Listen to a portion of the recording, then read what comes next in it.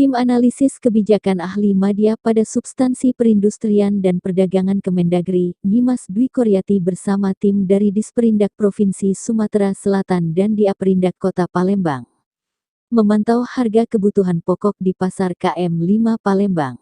Dari hasil pantauan tersebut, Nyimas mengakui terdapat beberapa kenaikan harga bahan pokok yang dijual pedagang, di antaranya cabai keriting naik cukup signifikan, yakni dari Rp40.000 per kilogram menjadi Rp45.000 per kilogram. Daging ayam naik dari harga Rp28.000 per kilogram naik menjadi Rp34.000 per kilogram.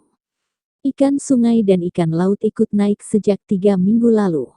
Tapi untuk komoditas lain relatif aman, bahkan telur mengalami penurunan dari yang sebelumnya berkisar Rp30.000 per kilogram menjadi Rp27.000 per kilogram, katanya.